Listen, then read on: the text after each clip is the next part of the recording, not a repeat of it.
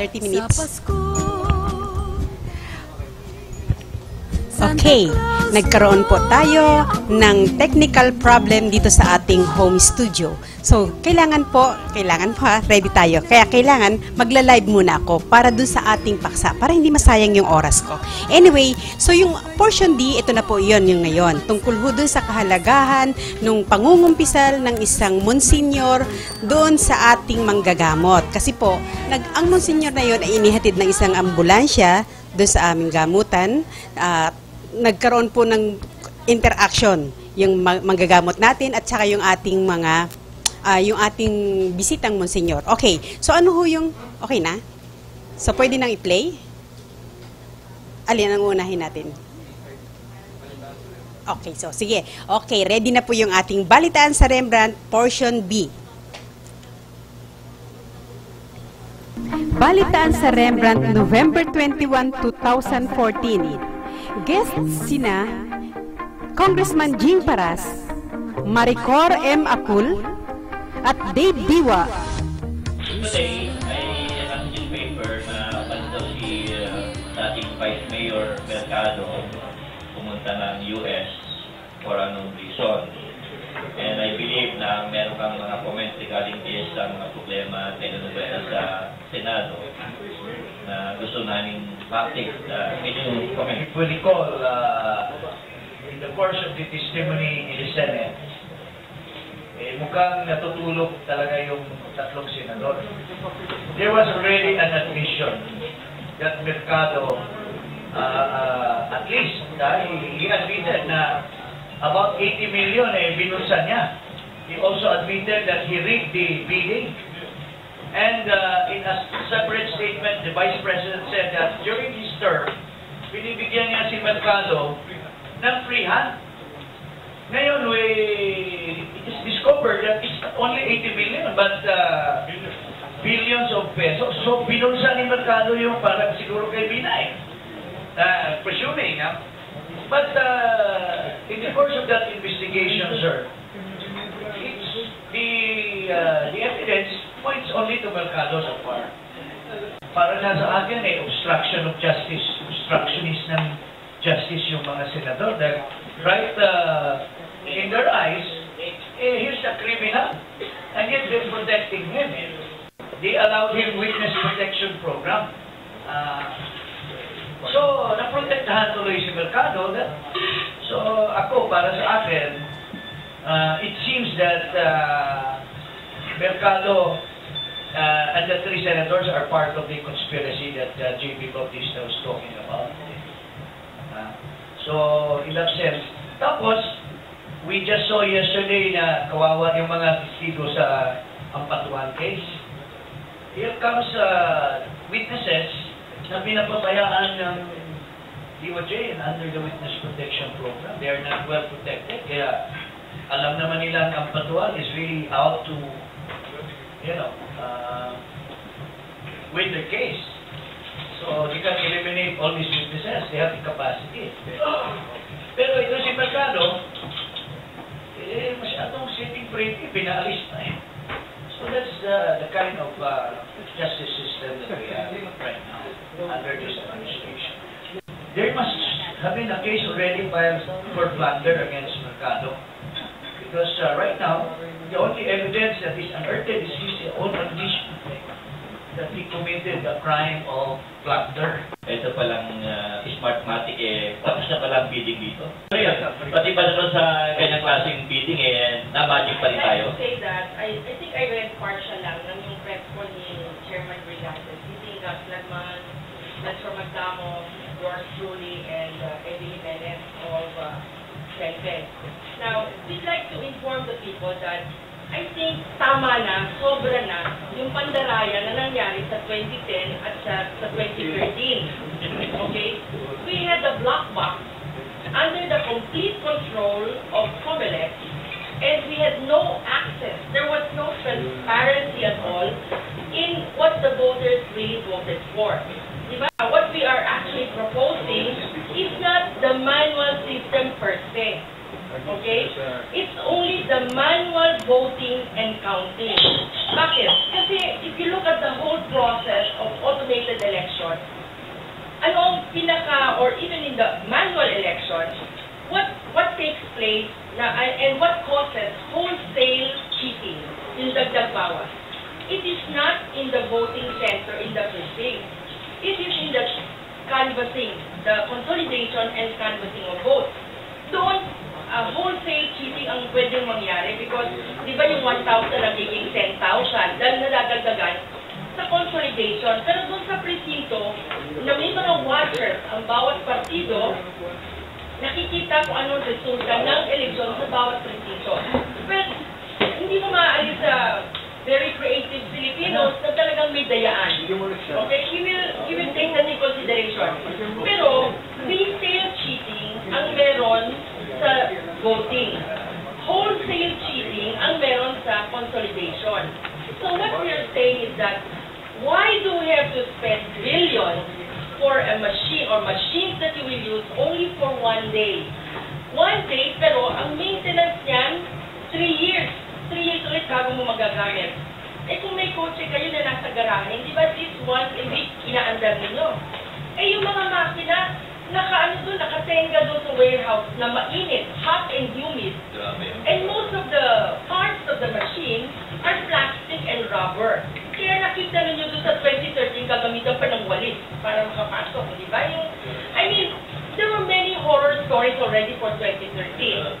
In 2010, siguro hindi masyado lumabas kasi whatever complaints we would have would be, how would you say, magaling ang kanilang PR. So, yung aming mga sinasabi ay hindi na nakukuha ng press o kundi if ever we have a press po nandun sa ilalim. I want to correct the notion that we are disgruntled bidders. Excuse me. For 2010, we gave a proof of concept kung paano gagawin ang eleksyon because we were saying, voting and counting only takes 1 day. Bakit doon kayo magagastos ng bilyon-bilyon? Dapat dito. And what makes the election fast is not really the voting per se, but the counting. Diba? Yung consolidation of votes, yun ang nagpapabilis. So if you have good transmission lines, like in 2013, I think 23% was not transmitted. So, dati, yung ballot box snatching, ngayon napakadali, SCF card lang, nasa bulsa, pwede mong ibalik na di ba? So, we're saying that maybe we're not yet mature enough to get that kind of automated election.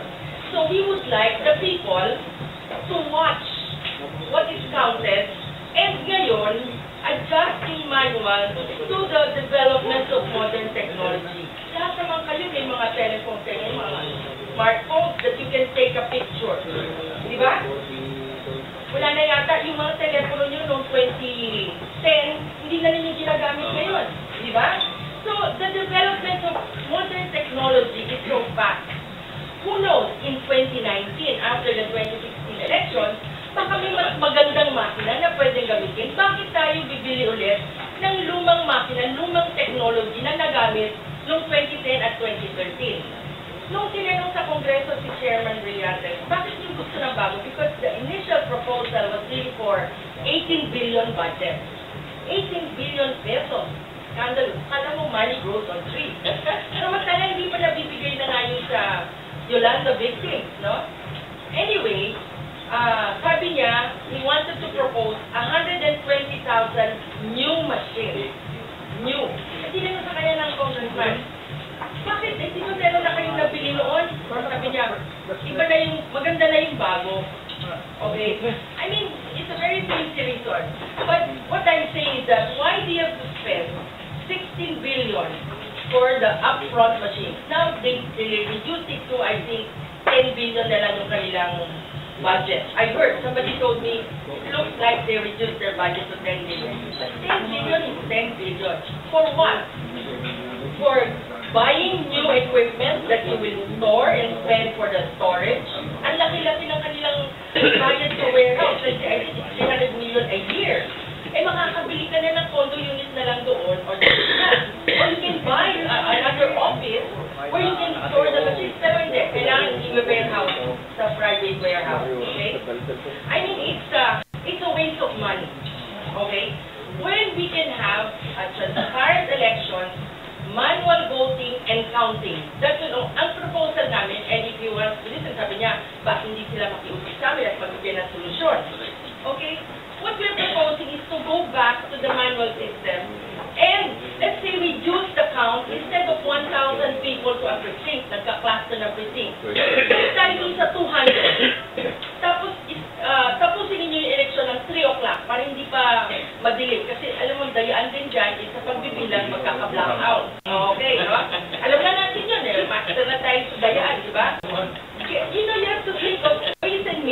makakatipid, na makakagawa ng magandang solusyon na hindi masyadong maraming taong naagrabyado. Diba?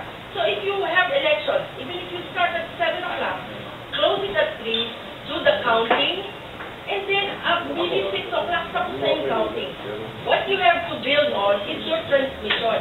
Dapat talagang may signal doon sa bawat presinto para madaling masasend. What we're proposing is a hybrid system where you use, let's say, tablet with a SIM card. Para mag-accurate pa, you have the tally sheets na tinatara. Pero hindi na yung taras na gano'n. Kasi natin sa ibang bansa na tara. 1, 2, 3, 4, 5. So alam mo, square na taras, no? So alam mo, hindi na pwede nagdadagdag ka ng line. Diba? And then you project the tally sheet. You have a tally sheet, so you have already a source document that is accurate or that can be used for protest. You project what is being done in the tablet, and then you transmit it. Diba? Ngayon, the protest case would be easier done because each watcher has a copy. Pwede niyang kukunin yun. We are not bidding for anything. Actually, yung tablet, ang sinasabi namin, hindi nyo na kailangan i-store. I-donate na ninyo sa mga eskwelahan yan para magamit ng mga estudyante. And you can purchase the tablet hindi sa central office para itatransport pa. Pwede na sa bawat probinsya, yung provincial director bibili. And way before election, nagpa-practice na sila kung paano gagamitin. Kasi mura lang naman yung tablet eh. They can, so you have, you just have to think of ways and means to save on cost and to make it efficient so that ang mga taong bayan ay makikita ang resulta. Hindi nagsabi nga sa akin na hindi na kailangan ngayon ang rally o yung mga meeting de avance. Kailangan mo na lang programmer. Wag, ibalik natin ang piyesta sa presinto. And pagalingan, para makita talaga natin ang vote of the people. Hindi tayo, maybe the sad state of the government is because of the current result of all of our elections. Give the power to the people. Otherwise, alam mo, mas maraming natatalo kaysa sa nananalo. Diba? At pag nagkagulo, lahat tayo talo. Okay? This portion is brought to you by Ultra Pure Water Purifier. Samantala sa inyong lahat na gusto ng malinis na tubig, direkta sa inyong mga gripo, narito na ang Ultra Pure Water Purifier. Matipid na, garantisadong malinis na tubig ang hatid pa. Citizens for clean and credible election. Bagong tatag na grupo, so we're happy that we're having common positions on certain points. AES Watch, Senpeg, and then the rest, no? For clean elections, Hindi po na ipasay siguro ma-decrease usually, pero what is important is that we are all working for getting the electoral exercise this coming 2016 a bit more traceable, cleaner, honest, and hopefully orderly. We'll be electing the next president, the next vice president will be electing 12 senators and a number of men, and the 6,000 local government officials, no? Kaya napaka-critical ng election exercise natin sa 2016. Ano yung stage ng grupo namin, no? Number one is, we're okay with the automated elections. From voting to canvas, hanggang proclamation. Number two, it must just anybody who will participate in the exercise must comply with the law. Hindi namin ano namin eh. Andiyan ang batas eh. So, sundin na lang yun. No? The reason why we're having this kind of problem is because some parties are not precisely following the law. Okay. Number three, we're coming from an experience that we have had in 2010 and 2013. No? Ang daming nangyari. No? Principally, yung entry ng Smartmatic. Kaya, number 2 position namin, blacklist. Meron si Brillantes, German. Meron pa yung dalawang commissioner. So, mamalaki sa pagbago sa COMELEC starting election 2016. So, ang power may power mag-appoint ng presidente, ang appointing power. Sa palagay po niyo, sino ang sa tingin ninyo yung pwede na may prinsipyo at maglalaban ng kapakanan ng tao kaysa kapakanan ng ilang grupo? Mukhang hindi naman yun ang objective ng administration na karapat-dapat. Ang balita ko kung sino yung magkapagpanalo kay Marojas. Ilalagay. Isang abogado, very closely related to Marojas ang ilalagay. It is the President's prerogative to appoint anybody, just anybody, to head the COMELEC. Kung smartmatically ang gagamitin, you don't need anybody. You don't even need the COMELEC itself. You don't need the chairman. It's COMELEC that will run, that will conduct this election in 2016. Smartmatic. Assume na sila. No? Hindi mo na kailangan ng chairman, hindi mo na kailangan ng... Sino papatakbo natin? That's what happened in 2013 and partly in 2010. No? So, sila nagpatakbo halos eh. Ang constitutional mandate, si Congressman, it is the COMELEC who should supervise, who should conduct the elections. Pero hindi nila ginawa yun. Delegate natin sa Smartmatic. So, ano pang gabit natin ng chairman? O sige, ayusin natin. Andiyan si Makalintang Puno, andiyan si Lima, o sino pa, no? Wala kami problema sa mga tao yan. Kaya ilagay natin sa level yung debate. Meron ba? Andiyan si Grace Padaka, no? Pero kikita naman natin, wala siyang magawa. Kikita natin pa decision niya. Halos, minority decision. Andiyan siya, galing sa civil society group. As long as the system, the people that will be running COMELEC of such kind na yung nakikita natin, walang pag-asa eh. Si Brillantes, alam natin history niya. Okay, sabi mo, election lawyer pa siya eh. No? Ang problema ng Castaron transformation, pag ganito lang kung sa isang pangyayarihan pwesto eh. Hindi pa pwedeng ibalik si Gas Lanfano, yung si Goyo na sa Baldon. Goyo na kayo. Naguyo na tayo nung larasabal na yun. No comment. Pero si Gus cannot be, kasi nasa batas, kailangan abogado. And he's not a lawyer. This portion is brought to you by Elmost Whitening Soap. Narito na sa gustong pumuti at gumanda. Ito ang kasagutan sa problema mo, kapatid. Elmost Whitening Soap sa murang halaga, kutis artista ka na. Kung may problema tayo, ano ang solusyon? So kayo dapat meron din kayong idea, ano ang solusyon maganda? Kasi kung laging negative, pasintabi na po, kanya-kanya tayong paniwala, kung lahat negative, parang mawala na tayong pag-aaral. Living within the law without amending the law, okay? Kasi doon sa batas, sinafeguard na ang IT. Okay? Kasi alam mo, garbage in, garbage out. Ganon sa computers, eh, no? Eh, mukhang garbage ang pumapasok. So, kahit anong ganda ng makina mo, okay, iba ang magiging resulta. Ngayon, ang sinasabi namin solusyon is a hybrid system. Meaning to say, manual yung voting and counting, automated and canvassing. Okay? Because, siguro pag yung solution na sinasabi namin na 200 voters, you start at 7 o'clock, tapos na ng 3 o'clock, hanggang 6 o'clock, tapos na yung counting. Okay? Ngayon, yung counting nyo, nakikita ng taong bayan. Lahat ng watchers nakikita ang pagkakaras nun.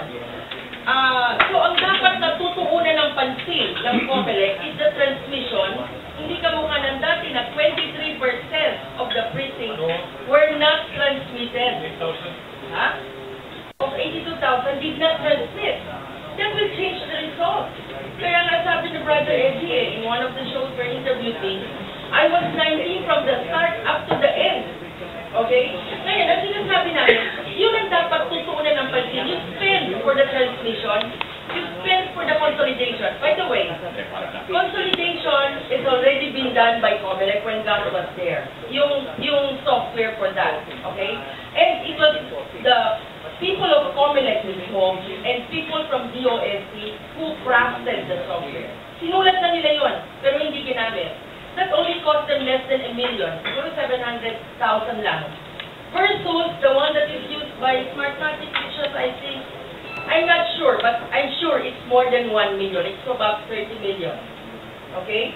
So, ang sinasabi namin, ang solusyon na sinasabi namin is a hybrid wherein you use the manual voting and counting, and then you automate whatever is the count that is given in the precinct. So, all the watchers, what we're saying is make it transparent and credible. So, it's a transparent and credible system. Walang, kung ikaw ay magpoprotesta, kasi ang watcher mo may bilang.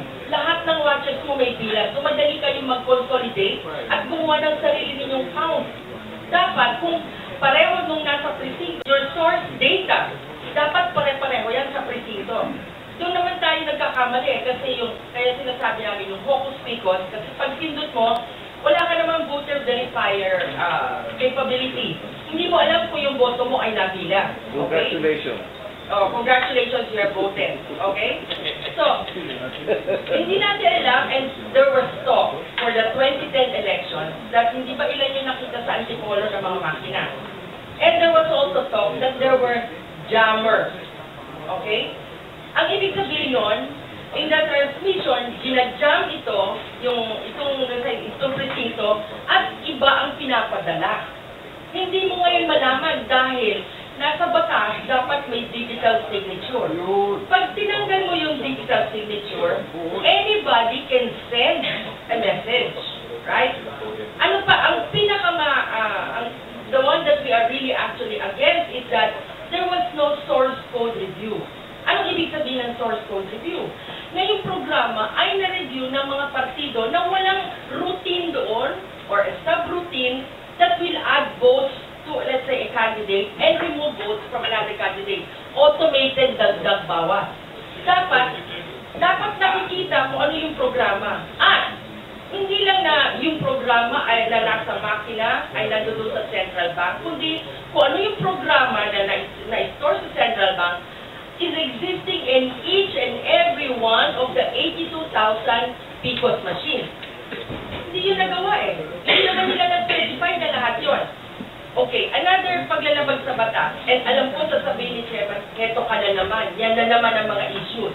Eh sasabihin ko, Chairman, siguro even 100 times, uulit-ulitin ko, kasi hindi naman yung sinasagot yung issue. Okay, iba ang sinasagot. Hindi tugma sa issue. Anong sasabihin namin? Yung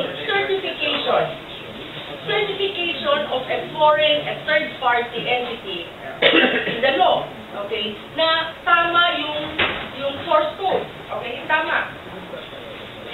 There was, in 2010, in the 2009 evaluation of SLI, the System Lab Report, hindi naman na-certified, kasi yung pag-certified is only certified or not certified. Nung sinertify yun, nakalagay with compensating control. Anong ibig sabihin ng compensating control? Meaning to say, tama nga ito, pero dapat ito dapat gagawin. Ginawa ba? Wala na. Kasi dapat, bago magamit yung makina, i-certify ulit yun. And then also in the law, I just forgot, I think it's section 22 or 32 of the 9369, dapat certified each and every unit. Okay, at dahil nagmamadali tayo para sa 2010, kailan lang na ano yun, na manufacture yung mga makina, isa pa rin paglalabag nila sa terms of reference yun. Dapat, yung mga makina, ang ginamit nila, yung company must be ISO certified. Smartmatic is not ISO certified. They use the certification of Jarltech of Taiwan, a Chinese company, na magmamanufacture ng mga PCOS. Pero, nagkaroon tayo ng ondoy, or what was that, malaking storm, na pati ang Taiwan ay nabaha. So, the company, Jarltech, nabaha sila. So, they may excuse sila na hindi pwede sila magmanufacture ng mga makina, kundi minanufacture yan sa China. Okay, mainland China, hindi na sa Taiwan. Okay? Understandable, nagkakita rin ang excuse sa COMELEC na hindi kaya ng Jarltech. But if you take a look at the bid, kailangan ISO certified. Kung yung company that is ISO certified is removed from the equation, therefore hindi sila nag-comply sa terms of reference ng bid. Right? Nasa bid requirement, so yung digital signature. If you take a look, and you did, you take a look at the bid document, the financial bid na sinabit ng Smartmatic. Pagdating sa digital signature, zero.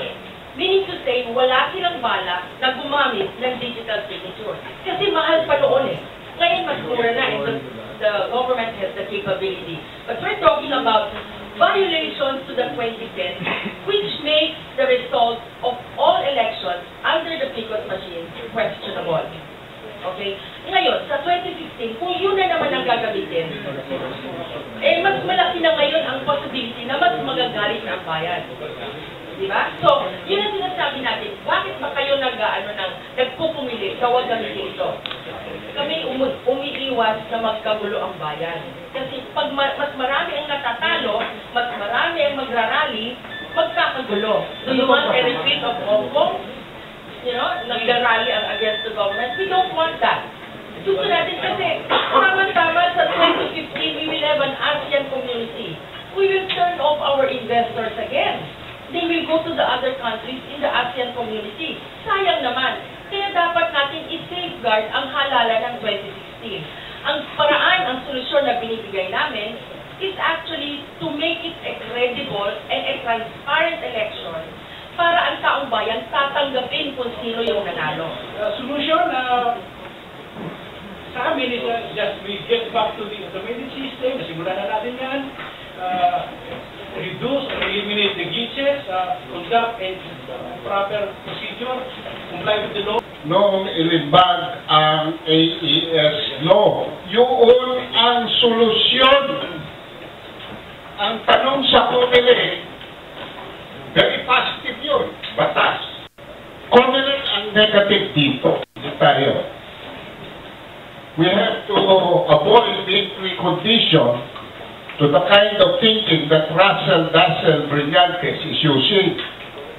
Ang mga Philippine Computer Society, SENPEN, AES Watch, C3E, Panggulang Demokrasya, Solidarity for Sovereignty, hindi yan ang problema kasi nilalabas lang nila kung ano yung katotohanan. Ang problema, at ito ang dapat sagutin ni Ginoong Brillantes, bakit ayaw i-implement ng COMELEC ang batas? Why does the government, in this case the COMELEC, repeatedly violate the law? Yan ang dapat sagutin nila, hindi ginagawa nila tayong defensive. Pero sabi nga ni Maricor, pag nagkagulo, lahat talo. The situation is driving us to revolutionary times. And revolutionary times will require revolutionary remedies. Yun ang sinasabi ni Maricor na dapat iwasan. Palagay ko po, kung bababuyin pa nila uli ang 2016 election, baka hindi na tayo makarating sa 2016. Marami na po pwede mangyari. Ang mga estudyante po, nagsimula ng mag-class noong Lunes, yung 71 coconut farmers, bumaba na, Merkulis, Huwebes, marami pa pong kilos protesta na mangyayari. Abangan nyo ang November 30, baka may mangyari dahil Bonifacio Day. Araw ng mga bayani, maraming gusto maging bayani. Pag ito po ay tumuloy-tuloy, ayaw ng COMELEC i-implement ang batas. Very clear ang batas. The election returns transmitted electronically and digitally signed shall be considered as official election results and shall be used as a basis for the canvassing of votes in the proclamation of the candidate. Anong ginawa ng COMELEC? Hindi in-implement yun. Bukod, in broad daylight, naglabas yun ng Resolution 8766 on March 4, 2010, instructing the election inspectors nationwide to ignore this vital, urgent, necessary, essential requirement of the AES law. In effect, amending the law, and that is a constitutional violation because the COMELEC cannot legislate, only Congress can amend its own act. Kung dito, if COMELEC will not do its job, it's even useless to talk about who will succeed who. Because the only recourse should be to abolish the COMELEC. It's not doing its function. However, if we wait for a constitutional amendment to abolish the COMELEC, masyadong matagal yan. Baka nagkagulo na. So Congress can exercise its power of the purse by not giving COMELEC a budget. So hindi na sila they don't want to implement the job, bakit sila bibigyan ng budget? Simple lang naman eh. Common sense ka lang to. binabanggit dito, mga 1, 2, 3, 4, 5, 6, is precisely the enumeration already of the violations of the law. Ang solusyon dito sa because of election issue at sa marami pang mga cancer, social cancer na namamayagpag ngayon sa buong bansa, simple lang, the rule of law.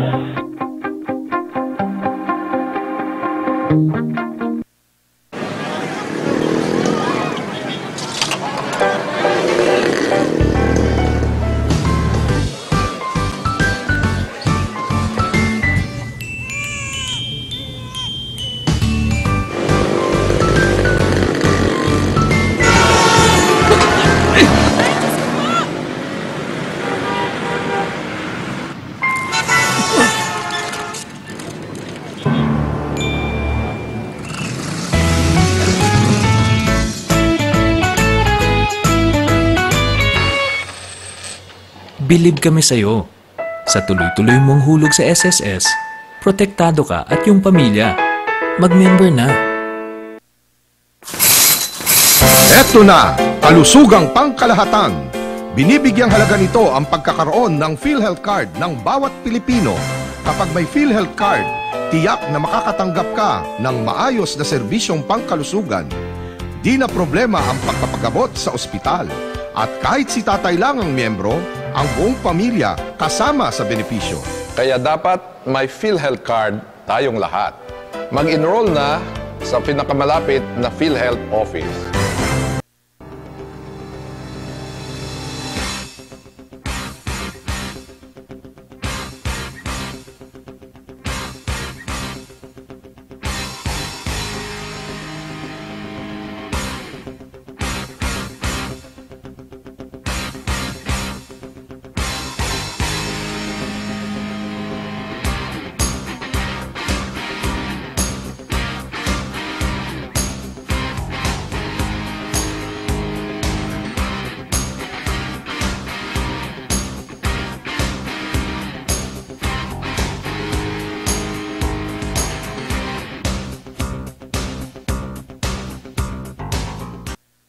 Swak sa ating pangalan, may balitang puno ng pag-ibig.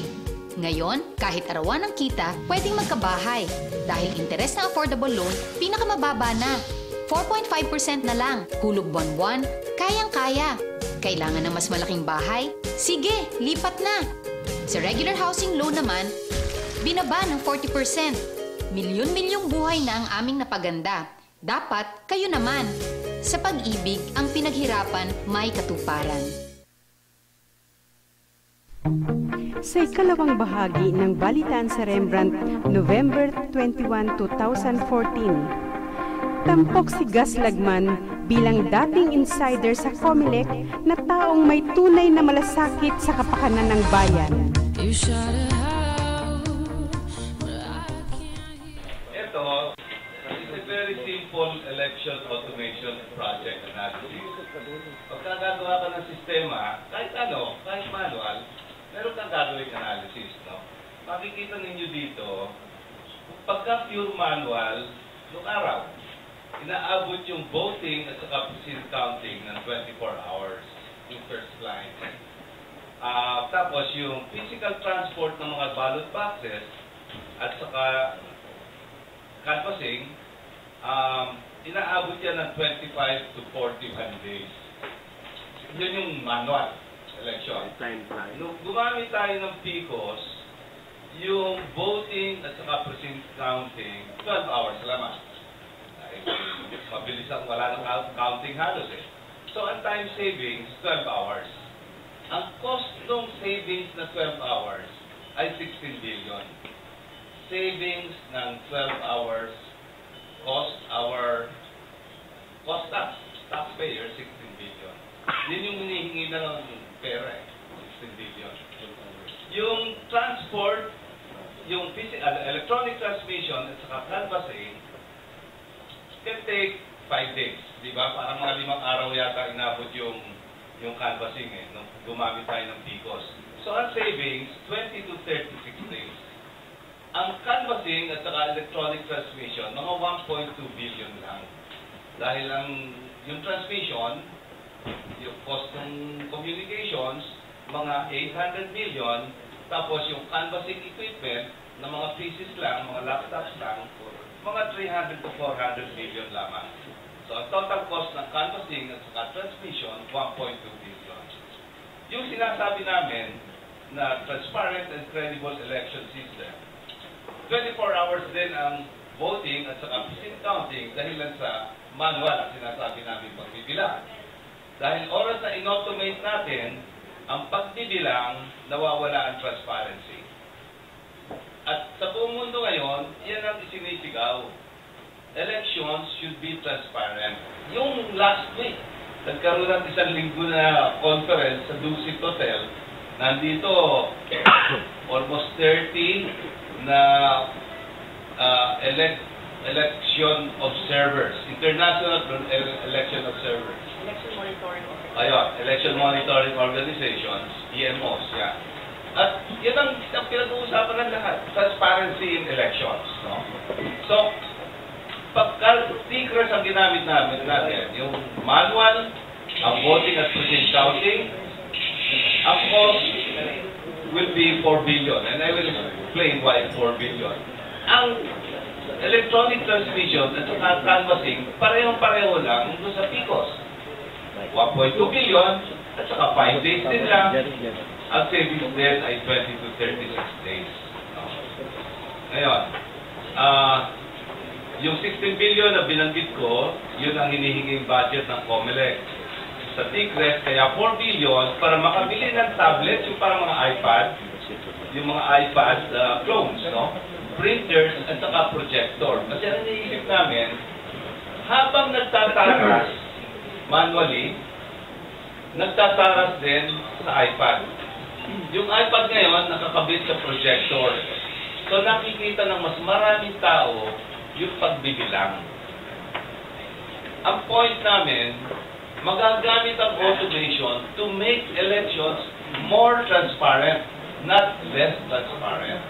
Yung PICOS, ginawang less transparent ang ating eleksyon. Ginamit yung automation ng PICOS to make our elections less transparent.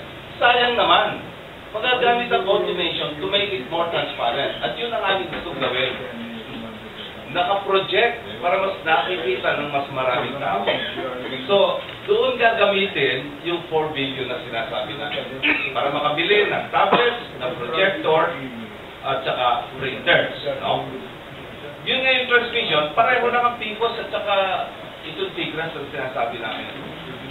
Kaya ang savings lang sa paggamit ng PICOS ay 12 hours. Ang hinihingi nila, 16 billion. Noong 2010, gumastos tayo ng 11.3 billion dahil sa PICOS. Noong 2013, gumastos tayo ng almost 9 billion. Ang savings lang na naitulong ng PICOS ay 12 hours. Is it worth it? Di ba napakalaking kalokohan? Di ba? Ngayon, doon sa sinasabi namin, yung mga equipment na gagamitin, yung tablet, yung parang iPad, yung projector, pwedeng iwan, una-una pwedeng bilhin sa kahit sinong siyang. Hindi kami vendor eh. Kami naman ito, hindi mo peso. Palagi nila sinasabi, losing bidder kami. Paano kami yung pagiging losing bidder? Hindi naman kami nagtitinda ng election system. Kaya, sinasabi pa rin this. Well, because he lost the bid. Paano natin? Hindi naman kami nagtipid. So, they can buy it from any shop. Ang ito pa isang maganda. Yung mga dadalhin sa North, bilhin na lang sa Baguio, sa Dagupan. Di ba? So, nabawasan pa ang logistics. Yung mga dadalhin sa South, bilhin na lang sa Cebu, sa Davao, sa Cagayan de Oro, sa Buanga, sa Bacolod. Nabawasan ang logistics expense ng COMELEC. Ngayon, pagka nabili na yun at natapos ng eleksyon, yung mga iPads, mga projector, i-donate ko sa eskwelahan kung saan ginawa yung eleksyon. No? I-donate na lang doon. Wala tayong warehousing cost. Wala tayong maintenance cost. Ngayon, magkano yung hiningan nila sa maintenance? I think for refurbishing it's about 2 billion. 2 billion. Gagastos. got us to this para i-refurbish yung mga PCOS machine. Ito sinasabi namin, i-donate talaga sa mga eskwelahan. Di wala lang tayong warehousing. Ang hinihingi nila sa warehousing noon, 400 million. A year. Eh ito, maintenance, refurbishing, 2 billion. Eh di 2.4 billion talaga doon. Yung 400 is a year. A year pa pala yun. Eh 3 taon yan, hindi 1.2 billion. Di ba? Okay. Yung open source and software na sinasabi namin. At bigyan ng lahat ng kopya. Ibigyan ninyo kung anong makita ninyo, sabihin niyo sa COMELEC, at nagko-correct na COMELEC. No? Ang dagdag bawas sa canvassing nangyayari, hindi sa precinct counting. Eh dahil sinasabi namin, automated naman ang canvassing, tanggal din ang dagdag bawas. Sinasabi nila, pag ginawang manual na naman ang precinct counting, ayan na naman ang dagdag bawas. Hindi nila naiintindihan na sinasabi nila. Ang dagdag bawas, nangyayari sa canvassing, hindi sa precinct counting. Pag dadagdag bawas kang intentionally sa presinto, eh ilang daan lamang ang boto na dadayain mo. Samantala sa canvassing, 10,000, 50,000, doon nangyayari ang dagdag bawas dahil malalaki ang issues. So, ito ang tanong ko sa COMELEC at saka sa COMELEC Advisory Council. Did the COMELEC and or the COMELEC Advisory Council even bother to do this very simple project analysis? Napakasimple ito. It's not, they have no business asking for billions of taxpayer money. Napakasimpleng analysis. Kung systems man kayo, ganyan ang ginagawa ninyo, basta pero ipa-automate sa inyo. These are the things that you do. Cost-benefit analysis. Exactly. Gumawa ba sila nito? Kung gumawa sila, humihingi ako ng working papers nila. Sumulat kami sa Joint Congressional Oversight Committee. Pwede ba kung gumawa sila ng analysis, bigyan naman kami ng kopya ng working papers? Wala pa sagot hanggang ngayon. Wala ba tayo talaga magagawa rito? Just like changing yung system ng pag-a-appoint sa mga commissioners, including the chairman. Hindi ba pwedeng usama rin sa botohan para hindi na, any safety valve na pwedeng gawin dito? If you look at the appointment of COMELEC, it's always politically motivated. We cannot do anything about that. Kasi, like for instance, let's apply the situation now. The President is already making pronouncement na yung susunod na Presidente, susunod sa akin. Yung daang matuwid and all those things. So, if that is his mindset, he will see to it that the next chairman would also be molded according to his wishes. So, the next chairman would be, as I said earlier, somebody very close to the candidate that they're forcing it on the people. You know? So, sabi ko kay Eric, siguro, the choice of the commissioners should be probably approximate the choice of the justices of the Supreme Court. In fact, in the United States, they even elect, like, yung mga fiscal doon, it's by election. So why don't we elect the COMELEC? Mayroong shortlist of, it goes to a process, tapos maybe a shortlist of 20 will be the candidate to be voted by the people every time magkaroon of, na talagang hindi bias yan. I mean, it will, mayroon sigurong bias na 10%, pero not as much as expected by when somebody is indebted. Yung appointment ko, pinili ako ni so-and-so sa Liberal Party na, boss ko yan So, papanalunin ko talaga yan. Dahil pagdating sa commission on appointment, tatawagan lang yan ng Malacanang, pare, approve mo na yan. Or there will be willing dealing in the Court of Commission on Appointments. Sigurado, yung galing sa taas na in-appoint, sigurado mapukonfirm din yan. At the end of the day, meron lang konting negotiation doon sa commission and appointment, but eventually, who is, appointed by the powers that be, will always be. So, maski maganda yung idea ni former Commissioner Lagman, but the human factor will always prevail at the end of the day. So, yung human factor being to say na ako ay mandated na papanalunin ko talaga yung kandidato ng administration. Yan ang tingin ko dyan. This portion is brought to you by Ultra Pure Water Purifier. Samantala sa inyong lahat na gusto ng malinis na tubig, direkta sa inyong mga gripo, narito na ang Ultra Pure Water Purifier. Matipid na, garantisadong malinis na tubig ang hatid pa. Are you the same person as Miss Maria Corazon M. Amos, Presidency po ng Philippines? Yes. Kasi expert po kayo sa IT, right? Mahirap sabihin ng expert, IT is ever-evolving industry. Okay, yeah. I know. Private company or affiliated to the government? No. It's a the Philippine National IT Standards Foundation. It's a non-stock, non-profit, non-government organization. Not in any way, in short, not in any way connected with any agencies of the government whatsoever? DTI, because I'm implementing a standard that was donated by the Ministry of Economy, Trade and Industry of Japan. And DTI gave me my office for the past 10 years, but now no more. Okay. Simple lang ho yung tanong ko. Bakit ho pinopromote po ninyo yung manual voting? Parang hindi ko lang humakuha po kasi yung logic nung sinasabi po ninyo. Nasa PhilNets po ba yun? And yet, pinopromote po ninyo yung manual voting. And may second question, kung meron mo bang pananagutan ang isang ahensya ng gobyerno na gagamit ng isang corporation, kumpanya like Smartmatic na hindi ISO certified? Kahit kung mayroon siyang violation, bakit hindi naman, kung may violation ho ang COMELEC doon sa paggamit nitong mga PCOS machines, pagkuha sa Smartmatic, ba't di na lang ninyo sampahan po sa Ombudsman?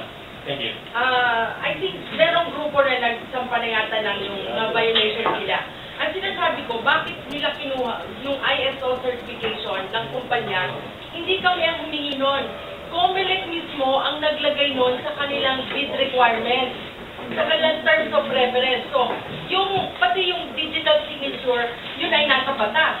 Pero naka-specify din yun sa terms of reference nila. So, yung sa tanong ninyo kung bakit ISO certified, ang sinasabi ko lang is, that was one of the conditions for a company to be accredited as a supplier. Pag nag-bid ka, tinitingnan muna nila yung mga requirements kung nagko-comply ka. Okay? So, there were, I think, 8 bidders para dun sa automated election system.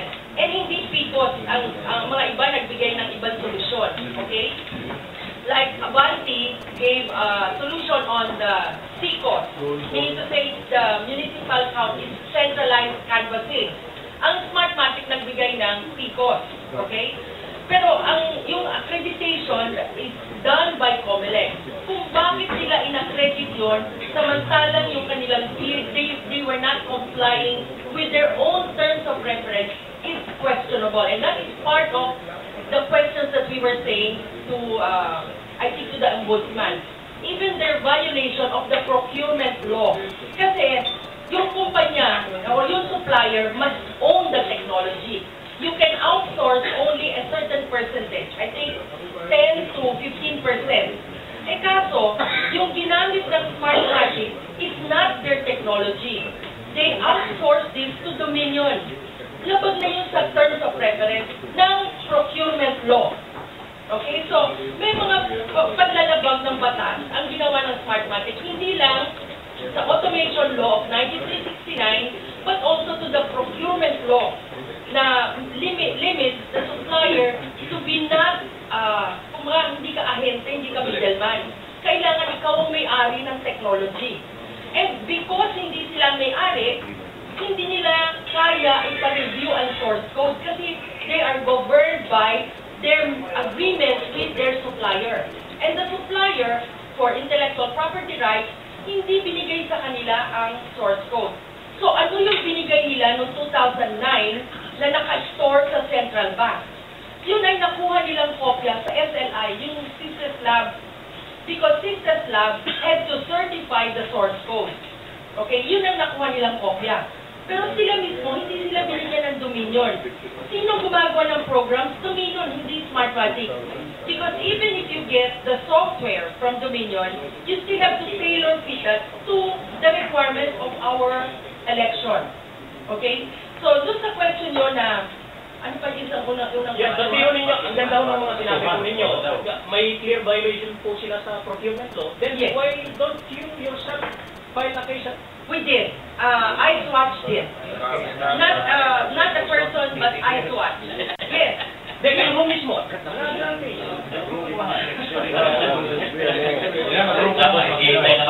Sorry kami doon sa petition. Kasama doon sa petition.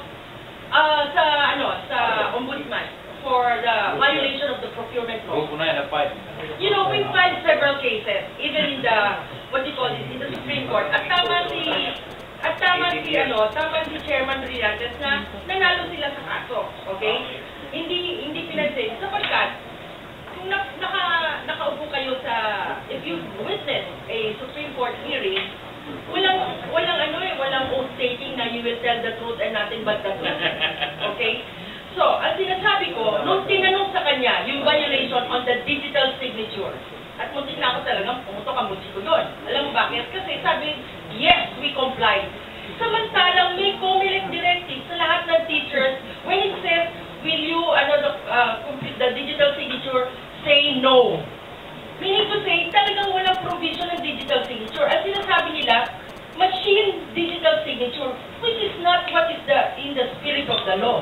Ang sinasabi lang yun sa batas, yung tao mismo.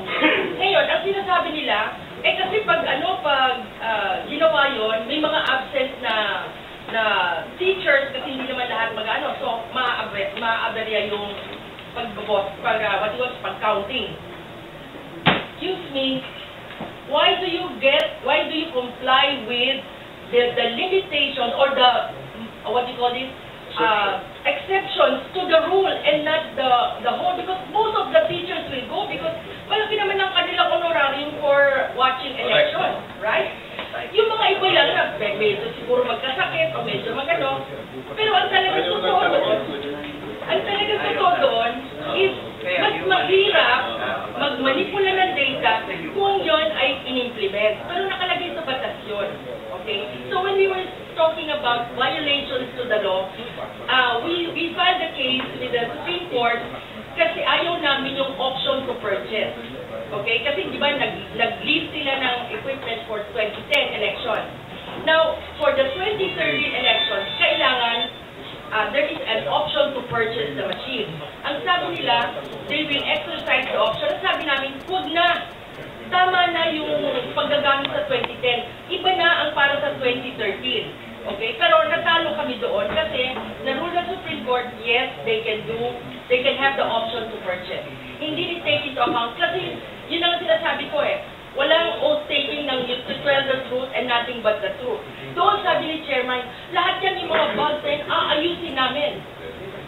Promises. Kaya po sinasabi, bakit na naman ngayon hindi gagamit sa 2016? Sasabihin nila, yes, they will do that. Pero hindi naman nila ginagawa Not under oath. Kung sinabi natin sa Supreme Court na hindi dapat bilhin noong 2012 yung mga makina sa Smartmatic dahilan sinabi na nga ng Government Procurement Policy Board, hindi pwede, you cannot exercise an option that has lapsed. Ang basa namin sa mga justices, yun ang basa namin, no? Iniisip nila, wala na tayong choice. Kung mas maraming tao, kung paano yung pagbilang. Nagkakaroon pa tuloy, pagkatapos ng bilangan, na cross-checking, kung tama ang addition nila, meron double check. So we can use that. We can use automation to make it more transparent.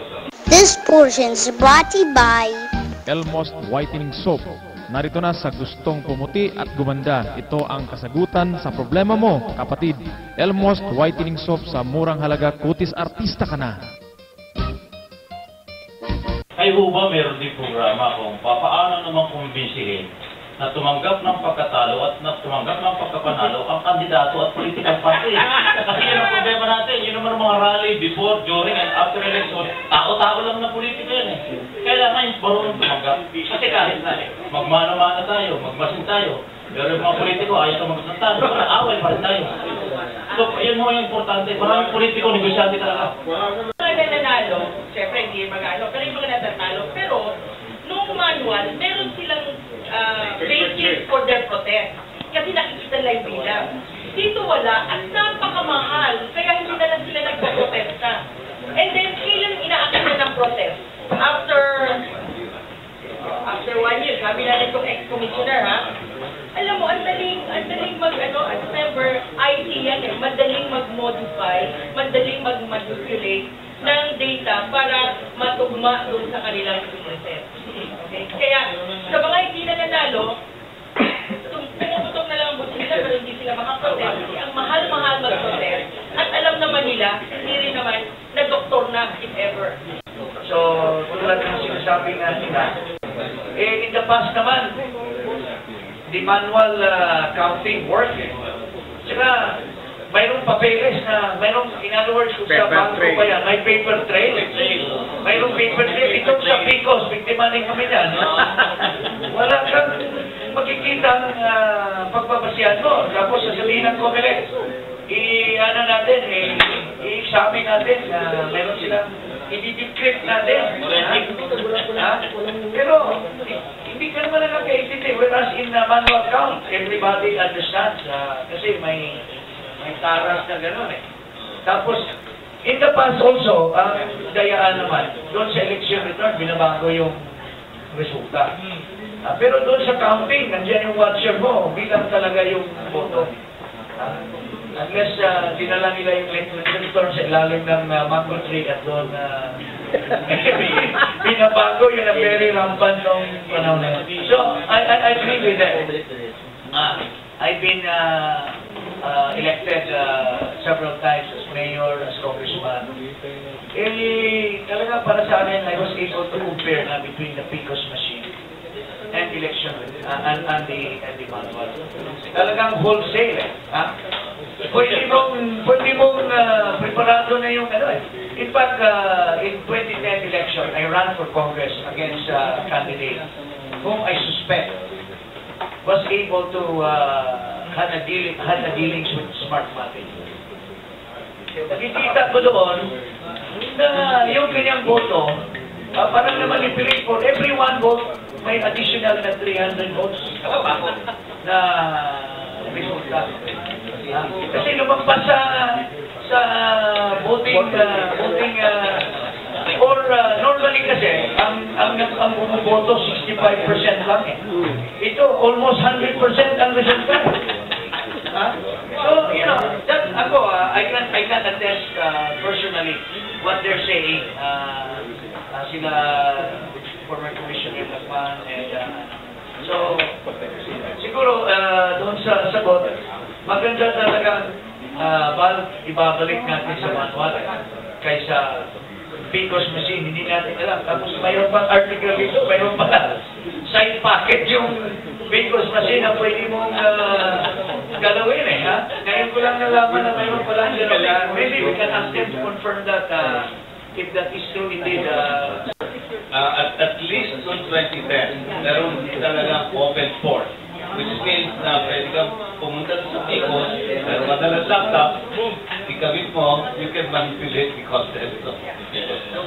Yung sa controversy ng Dominion at saka Smartmatic in the US, going towards the 2013 election, nag-intervene ba yung COMELEC natin? Kung nag-intervene tayo ba ang nagbayad ng obligation ng Smartmatic to Dominion at saka paano na-resolve yung controversy na yun? I think the case is still ongoing between Dominion and Smartmatic. But nalaman lang natin na yung aming pinagsasabi noong 2009 ay tama. Na hindi nila mabigay ang source code because they don't own the source code. Alam mo, I think the problem started with bumili ang COMELEC ng yung machines to handle the protest cases. It's a licensing agreement. There is a certain amount for leasing the software, and there's a certain amount if the CMOS machine is bought or sold. So, meron silang dapat babayarin na sa Dominion. And I think that nalaman nila na may binili ang Comelec na makina, hindi nila binayaran. Okay? Kaya nag-umpisa yun. Pero yung case ng Dominion versus Smartmatic, it's not only because of the violations of Smartmatic in the Philippines, but also in Mongolia. Okay? So, yung kanilang kaso, pero hindi natin alam yun. And that should have been, kung sa procurement ko na ngayon sabihin natin violation, that should have been disclosed. Yung outsourcing nila sa Dominion, that should have been disclosed. Pero, hindi na disclosed. Now, you're asking, did Comelec, you know, Dominion, when they came over, they hired another company, okay, a law firm, to handle that. And ako nakipag-meeting kay Chairman Brillantes. And sabi niya, for the Senate hearing, kung pwede ba, pakiusap, huwag mo muna ilagay yun, kasi nag-negotiate kami, huwag mo muna i-bring up yung kaso ng Dominion versus Smartmatic, kasi we're still making arrangements that, kasi we were saying, you know, transparentelections.org was saying that it is illegal for Comelec to use the Smartmatic system because the license of the software has expired. No, expired na eh, because Dominion cut the license from dapat hanggang 2014, ginawa na nila hanggang 2012. Okay, yung use na. So, if we're going to use it, then we are parang using a pirated software. Diba? So, we were saying that, sabi niya, hindi, kumukuha sila ng abogado and we're dealing with them. I don't know kung sino, I'm sure Dominion paid the lawyers in Comelec. But Comelec did not take that into consideration in their option to purchase. They still went ahead with the option to purchase. Maybe they knew about the case, but it was not brought up. It was only brought up after they were allowed to purchase the machine, okay, by the Supreme Court. So, if you're asking us why we did not bring it up, we did.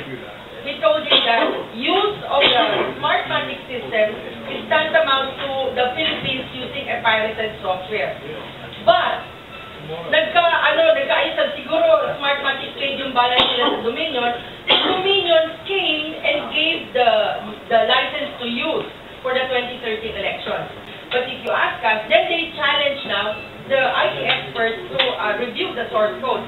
But right now, that was only what, 2 or 3 weeks before? It takes time to to review the source code. So we didn't accept the challenge to review. And we don't know if indeed what was given to the central bank or is really the source code or that was only photo op. Hindi namin alam. Kaya yun ang problema. It's a black box with a which is operated by a body that is not open to sharing with us information.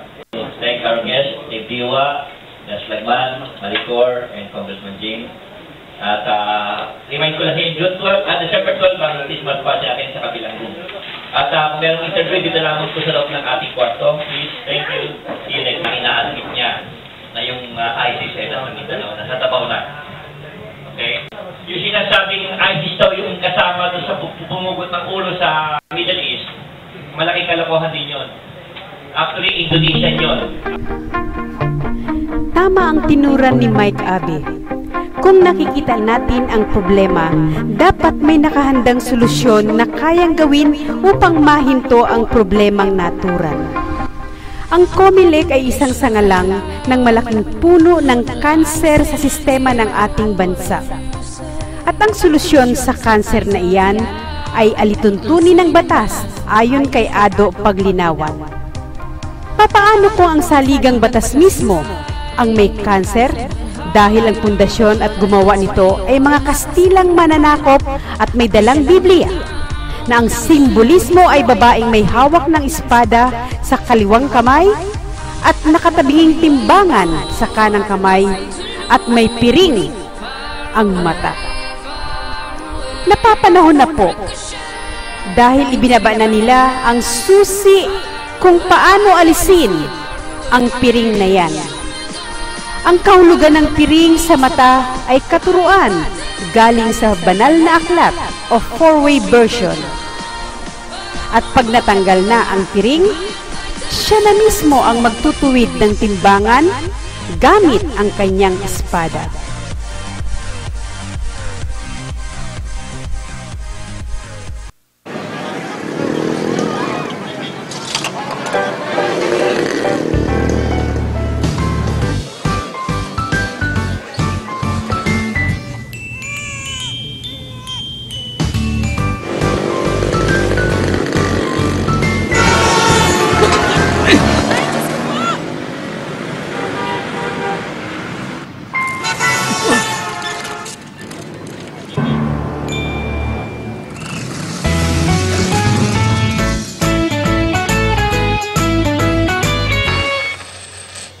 Bilib kami sa'yo. Sa tuloy-tuloy mong hulog sa SSS, protektado ka at yung pamilya. Mag-member na. Eto na, kalusugang pangkalahatan. Binibigyang halaga nito ang pagkakaroon ng PhilHealth Card ng bawat Pilipino. Kapag may PhilHealth Card, tiyak na makakatanggap ka ng maayos na serbisyong pangkalusugan. Di na problema ang pagpapagabot sa ospital. At kahit si tatay lang ang miyembro, ang buong pamilya kasama sa benepisyo. Kaya dapat may PhilHealth Card tayong lahat. Mag-enroll na sa pinakamalapit na PhilHealth office.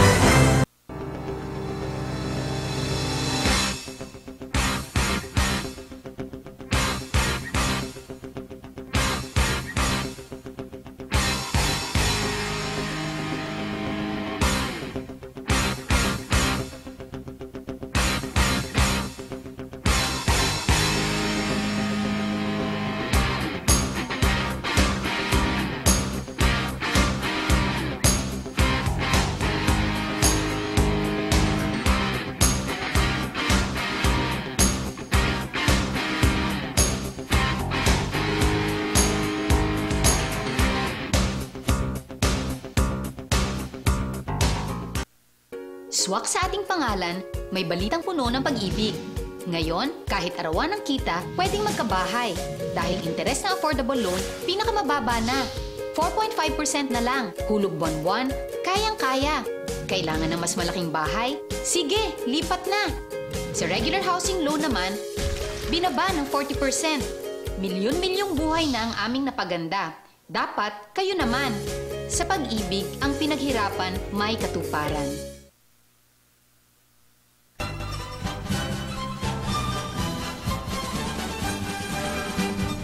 Iglesia ni na Imam Imiza at Rabay Jesus, tindig katao ingik. Lihitin mong samahan na nakatala sa Security Exchange Commission at BIR. Binubuo ng 15 Board of Trustees at opisyales.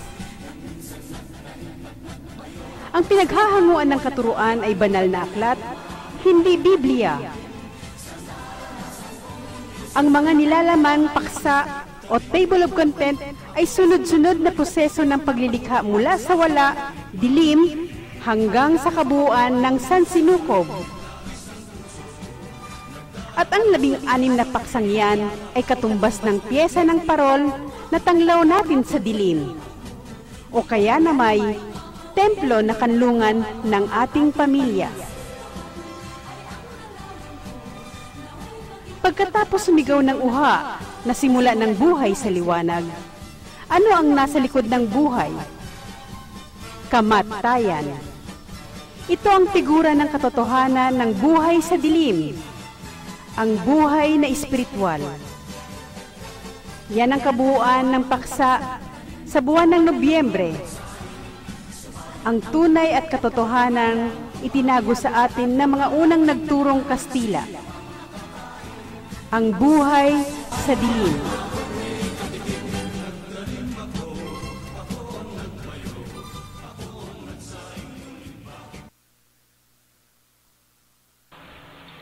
Ultra Pure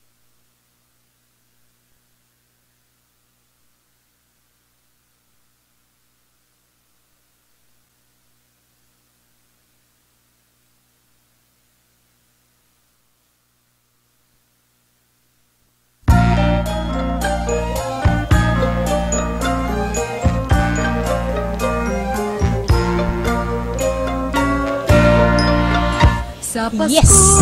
So, tuloy-tuloy na po tayo sa ating pang-espiritual na balita tungkol ho sa katotohanan ng buhay sa likod ng liwanag. Ano po ba yung nabuksan ko sa inyo kanina na tungkol sa pangungumpisal ng isang paring Monsignor na si Jose Abulencia. Siya po ay nagpagamot doon sa kanyang napupudpud na paa. Nauna yung daliri, tinanggal na po nung doktor yung isang daliri, pero tuloy-tuloy pa rin po yung pagkakapudpod. Kaya lumalabas po na ketong po yung sakit niya. Anyway, ang source po talaga ng ketong ay ang maduming dugo. So, yun po. Sa pamamagitan po ng kanyang pagpapagamot, dun po na nanumpisal ang paring yon tungkol sa mga katotohanan ng kanyang nasaksihan sa loob ng simbahan. So kung ano po iyon, nakiusap siya sa atin, sa ating manggagamot, na huwag munang ilalahad habang siya ho ay nabubuhay. Dahil yun din ho ay nangangahulugan ng kanyang buhay. So talagang napaka maselan po yung kanyang mga isiniwalat sa atin na katotohanan. So ano-ano po ba yon? Sabi nga niya, hindi ho sila tumatanggap ng mga madring pangit. Ang lahat ho ng tinatanggap nila ay maganda. Bakit? So, yun ho, sa kanya ho nanggaling mismo dahil nung tinanong kung ano ang pinanggalingan ng kanyang sakit, tinanong ho kung ilan ang kanyang naging asawa. Ang sagot niya, lahat ho ng madre sa kumbento ay kanyang asawa. Halos lahat ng madre. So, ibig sabihin, naroroon po yung lihim at marami na pong tao na lumabas sa kumbento, babae man o lalaki, lumabas sa pagkapari, ang nakatuklas ng katotohanan yan. Litaw na po yan sa kaalaman ng karamihan. Dahil tayo po ay tao, likas po sa atin na kailangan po nating gampanan ang pagiging babae at lalaki natin. So, yon. And then, isa rin po sa kanyang ikinumpisal yung ang lahat ng mga baril, ang mga baril na nabibili dito ay mismong ang Vatican ang pinanggalingan. So, yun ho. Imagine mo, nagtuturo sila ng kapayapaan, ng pagmamahal, ng pagpapahalaga sa buhay, pero nasa kanila yung paggawaan ng baril. So, yun lahat ng mga, yung tungkol dun sa Scud missiles, yung, yan ho, sa kanila ho nang galing yon. And then, ang isa ho sa pinakakomplikado, yung collection ho ng simbahan, yun ho ay iniririmit nila sa Vatican. Bakit ho? So, ganyan. Hindi ho mailuluklok sa isang mataas na posisyon ng isang nag-aral ng pare sa pagiging monsignor, sa pagiging leader ng simbahan, kung saan siya inassign, kung hindi ho siya magre-remit, kung hindi ho siya mapagkakatiwalaan ng collection ng simbahan. So, ang total collection ng panahon pa ho ni Marcos yon, ay umaabot po ng 30 million more or less yung 6 na buwan. At yung 6 na buwan na yun na kinita ng simbahan, yun ho ay inire-remit nila sa pamamagitan ng 15% kaltas para sa simbahan, kung sino man po yung mga assistant nila doon sa simbahang yon, ay yun po ay paghahati-hatian nila. And then, yung remittance na 85%, babawasan pa po nung cardinal yon ng 2%. So, ang matitira is 83%. Yun ho ang nakakalungkot na katotohanan sapagkat ang 83% na yan na halaga ng piso ay ipapalit natin ng mga pari ng dolyar. At yung dolyar na yan, ang isang ipadadala sa Vatican, ilalabas. Imagine nyo, ang mga kababayan nating OFW ay talagang nagpapakahirap sa ibang bansa para magpasok ng dolyar dito sa ating bansa. Subalit, ang relihiyon ng Katoliko, inilalabas naman po nila yan. Yun ho mismo ay galing sa pangungumpisal ni Jose Abulencia. At ang tanging saksi po, yung 2 pari na kanyang alalay, yun ho ang nakasaksi nung pangungumpisal na yon. Actually, napagaling po yung napupudpud na paa nung paring yon. And then, siguro 5 years ago, namatay na po siya. Okay, hindi ho dahil doon sa sakit na yon, kundi siguro sa katandaan na rin. And then, ayan po. So, dun din ho nakapaloob kung bakit ang isang mga itinayo na simbahan, sa likod nun ay may malalalim na balon. Kung ano ho ang hiwaga ng malalim na balon na yon, sapagkat hindi naman po talaga dun nanggagaling ang inumin na ginagamit ng mga sa loob ng simbahan, ano? At higit sa lahat, ang kumbento, bahay asilo ay laging katabi ng simbahan. Yan. Kung bakit ho yung lihim na yon ay kung ano ho ang lihim na yon, yun ho ang kahulugan ng pangungumpisal ni Monsignor kung ilan yung naging asawa niya. Okay. At yung mismo, yung dalawang pari sa gilid niya na kanyang alalay, na umaalalay sa kanya, kung sino man ho yung paring yon, sa Mauban, Quezon sila na duty, madali ho yung matrace yun kung sino yon. At sila ho ang nakasaksi kung paano nangumpisal si Monsignor Jose Abulencia. Okay. So ngayon, actually tinanong nga, ilan na naging asawa mo? Sila rin, bago sumagot yung Monsignor kung ilan yung naging asawa niya. So yun ho, ang suma total, ang bottom line po is, ang mga Kastilang nanakop sa bansa natin, sa lupain nating ito, lunti ang pulong ito, ay talagang merong intensyon na pagiging kriminal sa isip. Bakit po? Kasi mga exiles po sila. Mga exile po sila, yung mga taong patapon. Hindi ko kasi uso pa noon ang death penalty. So yung unang nakarating na batch ng Kastila dito, na natagpuan ng lunti ang pulong ito, ay talagang may mga utak kriminal, isip kriminal. So yun ho, kaya ho, ang kanilang intensyon talaga para sakupin at pumirmi dito at inasawa yung ating mga kababaihang ita. Yung lahi nating mga, ninuno natin, ano. Kaya po, yun, sa labanang iyon, tutukoy na po tayo dun sa kasaysayan ng lunti ang pulo. So, sila ho ang pinagsimulan, ang mga Kastilang yan, ang pinagsimulan ng batas natin. Ang crab mentality, galing po, bunga na po yan ng ginawa sa ating kaisipan. Isiniksik sa kaibuturan ng buto natin ang kanilang katuruan, ang kanilang doktrina, ang kanilang katisismo.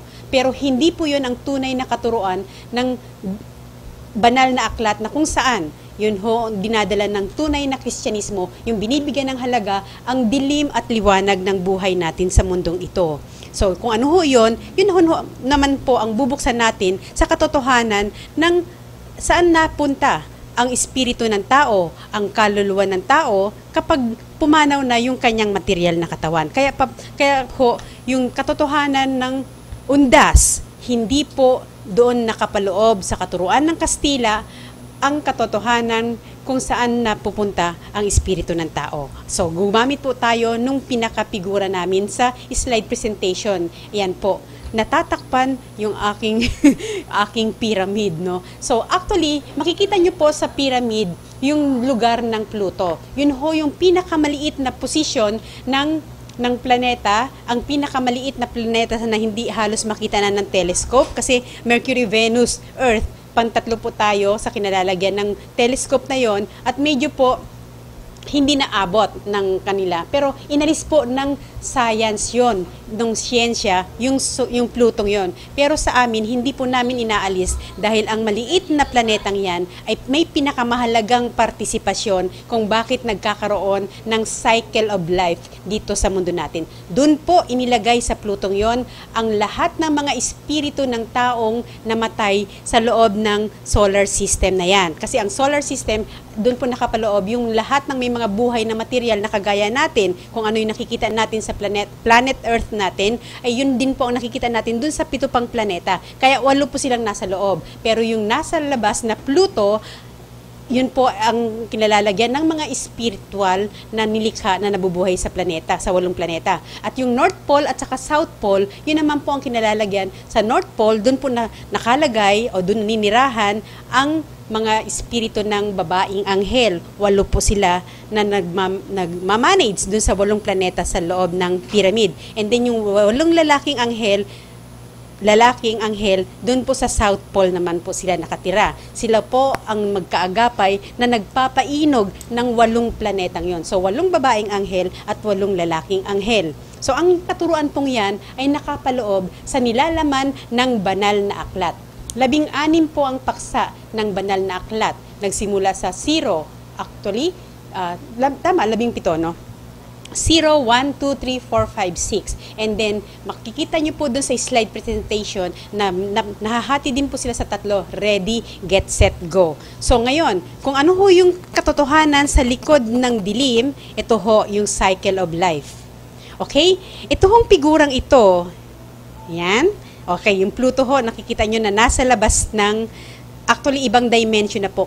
Kasama siya sa dimension ng North Pole at saka South Pole, which is puro spiritual ang nakatira doon. Sa loob ng pyramid, doon po nakatira naman ang katulad natin, kung ano yung nakikita natin sa planet Earth natin, ay ganun din po ang makikita nyo, ang matatagpuan sa ibang planeta. Lamang, hindi ho tayo pwedeng pumasok sa ibang planeta sapagkat nilikha po tayo sa pamamagitan ng magneto ng planet Earth, kaya yung hangin dito, doon tayo mabubuhay. Pero yung hangin sa ibang planeta, against po sa atin yon. Okay? So, yan. Okay? So, so ibig sabihin, bakit may dalawang klase, may dalawang hati ang Pluto? Yan po ay sa portion na maliwanag, dito ho nakalagay ang mga espiritu ng material na nilikha na gumamit ng dalawang kaisipan. At ang sa kaliwa naman, kung bakit one, dyan ho nakalagay ang mga espiritu na gumamit ng isang kaisipan. So, ibig sabihin, ang two na yan ay para po sa... Naririnig pa ba yung boses ko? Okay lang. So, ang dalawang kaisipan na yan ay para po sa mga nilikha na ibabalik sa tao. So, yan po. Kaya yung diagram na yan, so yan, sundan natin yung line. And then, sila ho ang ilalagay. Ang espiritu na nanggagaling dyan sa dalawang kaisipan na yan ay ilalagay sa tao. Kung meron pong nagkakaroon ng paglilihi, may magdadalang tao, yun po, manggagaling dito ang espiritu. And then, pagdating dito sa taong yan, bilang siya ay tao, ito na ho yung flow chart ng buhay ang siyang susundin natin. Pero, habang siya ay pinagbubuntis ng isang babae, no? Siya po ay nasa panahon ng dilim. Yan ho, na 40 weeks pong nasa loob ng panahon ng dilim na tanging ang babae lang po ang may karapatang magturo doon sa buhay na nasa loob ng sinapupunan. At tanging babae din, ina, ang siyang mag-uugnay sa kanyang asawa at sa kanyang mga anak na nabubuhay na sa material kung meron ng mga kapatid. Kaya yan ho.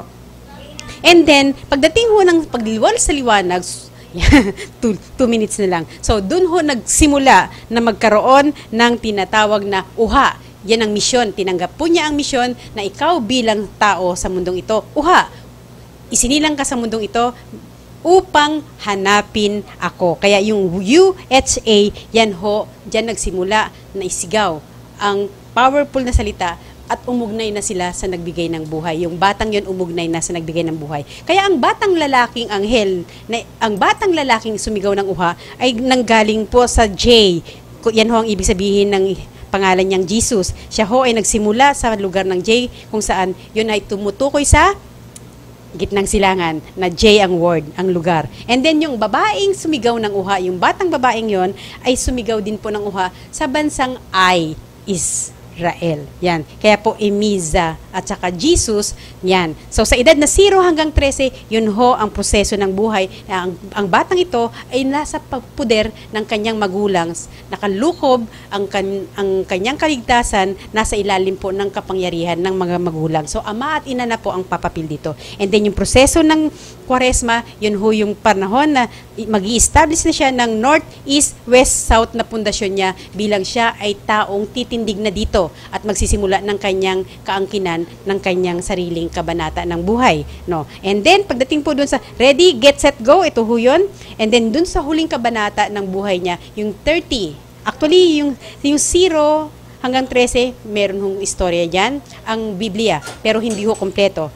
Ang 13 hanggang 30, yun ho ang inalis nila, yung gitna. At yun ho ang kahulugan nung piring sa mata ng babaeng may hawak ng timbangan. At yun ho yung bubuksan natin kung nasaan ang gitnang istorya. And then, pagdating ho ng 13 hanggang 30, doon na po bumalik siya sa gitnang silangan upang buuin na yung muhon na kanyang ginawang pundasyon sa kanyang buhay. Kaya napakalawak po ng katuruang ito. At habang ginagampanan po niya yon at pagdating na ng kanyang kamatayan, dun ho na huhusgahan sa kanyang ginampanang buhay, gumamit po ba siya ng dalawang kaisipan o isa? Ayun ho. And then pagdating dun sa gumamit siya ng dalawang kaisipan, dito ho siya uli babalik sa Pluto na merong dalawang kaisipan. Pero pag gumamit po siya ng isang kaisipan, dito ho siya babalik dito ho siya pupunta sa isang kaisipan, yung madilim na portion. At diyan ho manggagaling ang mga ilalagay nila sa hayop na halaman at mga nilikhang sa ilalim ng tubig. So, and yan ang cycle of life. And then, pag natuto po ang isang hayop na kagaya ng aso, dyan po ngayon, magkakaroon ulit siya ng pagkakataon upang bumalik sa tao. So, yun ho yung reincarnation.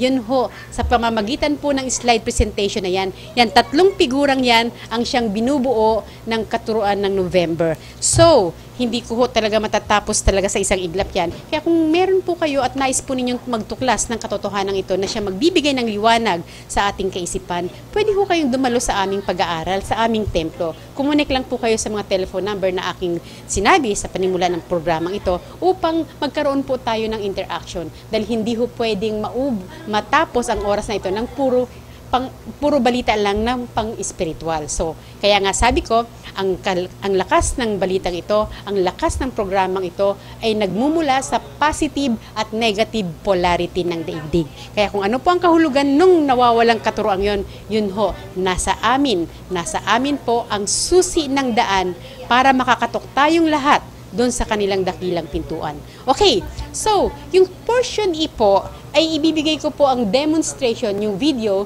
ng demonstration. Ako ho mismo ang nagsasalita doon. And then, para makita nyo po, dahil po, kailangan na po natin gumamit ng ultra pure water purifier na mananatiling fresh ang water natin at hindi ho gagawing yung mahina yung ating katawan dahil sariwa pa nga po yung ating inumin. So, 70% ng katawan natin ay composition is water. Kaya yung 70% na ipapasok nyo na malinis, na fresh water, ang siyang kalakasan nun. And then, yung dam. Kasi kailangan ho natin talagang iwasan na yung mga dumadaan ng tubig doon na meron nun. Mapapansin nyo na ho na talagang may dumi na ho. Wala na hong pinipiling oras. Kaya ho, para ho tayo sa ating kaligtasan ng ating pamilya, gumamit na po kayo ng ultra pure water purifier dahil nakasalalay po sa inyong mga kamay ang kaligtasan ng inyong mga mahal sa buhay. Okay, so hindi ho negosyo yan. Ako ho ay magsiservisyo sa inyo dahil ang produktong yan ay may lifetime warranty. So abangan nyo po yan sa pagkatapos nito. So maraming salamat po sa ating Madam Fe Nicodemus na nagbigay ng puwang. Kaya ko kayo nakaniig ngayon sa aking pagprograma dito sa Kakampi Online. Salamat po, Madam. And then, dun din sa aking mga produkto na Ultra Pure Water Purifier at Elmost Whitening Soap. Dahil yan po ang nagiging dahilan. Kaya ako patuloy na nakakarating at patuloy po ako nagkakaroon ng panggalaw-galaw. Kaya po, makipag-ugnayan na po kayo kung nais nyo rin po magkaroon ng kalinisan sa loob at labas ng inyong katawan. Loob dahil ultra pure and then labas dahil Elmost Skin Whitening Soap. Muli ako po ang inyong Mami Mayet Robles at naghahatid sa inyo lagi ng balitang magpapaliwanag sa ating kaisipan. Kaya patuloy po ninyo itong subaybayan itong aking programa. Magkita-kita tayo hanggang sa muli. Ako po, Mayet Robles. Kastanyas na marami. Sa araw ng Pasko, huwag nang malulumbay. Ipagdiwang ang araw habang nabubuhay. Sa Paskong darating, Santa Claus nyo'y ako rin. Pagkat kayong lahat ay mahal sa akin.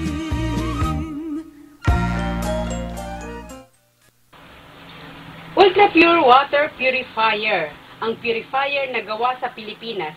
Maganda itong gamitin sapagkat alam ng mga Pilipino kung ano ang sitwasyon ng tubig sa Pilipinas. Kaya nga sa pamamagitan ng 3 kanyang design na 3-in-1, atin pong magagamit ito na convenience sa anumang source ng tubig meron tayo sa Pilipinas. Kung tayo po ay nag-iigib, maaari po natin gamitin ang jug type. Pwede po ito ikabit sa water jug. Pero kung meron po tayong tubig sa ating mga lababo, meron po tayong gripo, pwede po siyang install sa pamamagitan ng ganitong kapamaraanan, ang desk type, or pwede po siyang ikabit dito kapag GI ang inyong mga tubo, nakahang kasi po kailangan may konting tibay para i-hold yung bigat ng ating ultra pure water purifier. Ganun pa man, ito ho ang pinakamabisang panlinis sa ating mga tubig inumin, lalo't yung mga chlorinated water. Kasi po, ang chlorine, kapag dumaan ho, ininom natin sa ating katawan at pumasok sa loob ng ating sistema, yun ho ay masama. sa ating katawan, sapagkat yun ho ang magiging cause ng maraming sakit na nakukuha sa tubig. Pero ang chlorine po ay kailangan ng tubig, kaya para po ma-maintain yung potability ng water. Pero sa ating katawan, hindi po kailangan yon. Kaya sa pamamagitan ng ultra pure na ito, matatanggal po yung pinakamahalagang nakalagay sa tubig, matatanggal po niya yon. So paano po ito nag-work bilang isang purifier? So, ito na po yung ultra pure. By the way, ang lahat po ng parts na plastic na nakikita nyo, itong nozzle, itong control valve, yung faucet, at isa pang control valve with ring, yan po, pati po yung holder na nandito, yan po ay cover ng lifetime warranty. Ibig sabihin, kapag nasira, ay libre po nating papalitan. Kaya po, pangmatagalan po ang gamit nito. Ngayon, ano lang po ang pwedeng bilhin na pag nasirang parts, no? Ito pong hose at saka yung pinaka-gasket na nag-hold dun sa kanyang pinaka-base. So, yan po ay intention na po yan na sisirain. Kaya pag intensyong sinira, yan po ay babayaran at may kakukulang halaga yan. Okay, mabibili naman po yan sa ating service center. Okay, so ano po yung consumable parts na talagang papalitan kapag napuno na siya ng dumi? Ito hong cartridge na ito hong buong ito, ang siya pong napupuno ng dumi. Diyan po naiiwan yung mga pollutants at saka yung mga inaalis niyang dumi sa tubig na ating inumin. So, yan po ang kailangang i-consume, more or less, 2 years po, o maabot po siya ng 2 years. Kaya kapag na-consume na siya, ibig sabihin, puno na po ng dumi at barado na at halos ayaw na pong lumabas ang tubig dito sa pinaka-nozzle, yun na po yung palatandaan na kailangan na po siyang palitan ng panibagong cartridge. Cartridge lang po ang inyong bibilhin. Ito ho yung parts na to. Kasi yung ibang parts, lifetime warranty na po yun. Libre po naming papalitan. So, ano po ang laman niyan sa loob? Okay, so i-discuss na po natin. Hindi po natin ito bubuksan, pero kung ano po yung nakikita nyo dito, ito ho ay granulated activated charcoal, no? Yan ho ang laman nito sa loob. Kung ano ho yung height, yung taas ng ating ultra pure water purifier, yan ho yung dami ng level na naglilinis ng ating tubig inumin. Pero dun po sa pinaka first part, ito ho ang pinaka-importante. Ito hong absorbent cotton na ito ang siyang magtatanggal ng mga physical pollutants ng tubig. Ito hong nakikita nyo ito na aking hawak, ito ho ang used up gamit na absorbent cotton. So, nakikita nyo po, no? Okay. So, yan. Kaya kung makapal po ang lagay natin ng absorbent cotton, mas maganda po. Kasi, mas marami po siyang matatrap na solid particles dito sa kapal na ito. At once na ang cotton na ito ay basa, ultin nyo pong hangin, hirap na pong dumaan. Kaya, pinaka-the best po na absorbent ng solid particles ang absorbent cotton. So, yan po yung mga used up. So, iba-ibang kapal ano nung ginagamit, no? Okay. Pinakamakapal, hanggat kayang punuin, isiksik, punuin nyo po yung absorbent cotton dun sa pinaka-filter element niya sa ibabaw. As a pinaka-first part, nadadaanan ng tubig, dito po yon, yung pinaka-base. Kasi, upward po, ang daloy ng tubig, upward, yan. So, dito po siya unang tadaan. Kaya yung absorbent cotton na yan, ito ho, kapag nabasa, masisiksik niyo po siya ng maigi sa loob ng filter element na ito. And then, yung pinaka-second part, ito na po yung activated charcoal or activated carbon na process sa coconut shell. Ang coconut shell po, marami sa atin at hindi po mag-out of stock sa Pilipinas. Okay, so paano po natin ito makikita na talagang nag-work siya? Since na hindi po natin pwedeng i-demonstrate ang pressure type, gagamit po tayo ng gravity type na ginhawa water purifier. So, alisin ko po muna to.